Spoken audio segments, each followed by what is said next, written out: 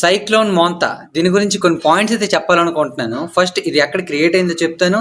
Next దీనికి ఆ పేరు ఎలా వచ్చిందో చెప్తాను. నెక్స్ట్ మనకి పాస్ట్లో వచ్చిన హుదూద్ సైక్లోన్తో కొంచెం కంపారిజన్ చేస్తే దీని యొక్క ఇంపాక్ట్ మన మీద ఎలా ఉంటుందో ఒక ఎస్టిమేషన్కి అయితే రావచ్చు.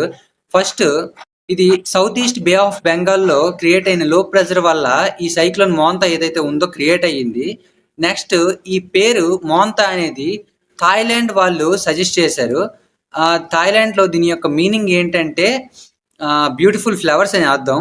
నెక్స్ట్ దీనికి సైక్లోన్ హుదూద్తో మనం కంపారిజన్ చేద్దాం. ఫస్ట్ ఆఫ్ ఆల్ హుదూద్ యొక్క విడ్త్ ఏదైతే ఉందో 600 కిలోమీటర్స్, దీని యొక్క విడ్త్ 800 కిలోమీటర్స్, 200 కిలోమీటర్స్ దీని యొక్క విడ్త్ అనేది ఎక్కువ సైక్లోన్ హుదూద్ కన్నా. ఇంకా దీని యొక్క విండ్ స్పీడ్ అనేది సైక్లోన్ హుదూద్ కన్నా కొంచెం తక్కువ. హుదూద్ యొక్క విండ్ స్పీడ్ అనేది 215 కిలోమీటర్స్ పర్ అవర్ ఉంటే దీని యొక్క విండ్ స్పీడ్ అనేది 190 కిలోమీటర్స్ టు 110 కిలోమీటర్స్ లోపే ఉంటుంది. ఎలా అంటే ఇది ఒక ఎక్కువ డ్యూరేషన్ నుండి విండ్ స్పీడ్ తక్కువ ఉంటుంది.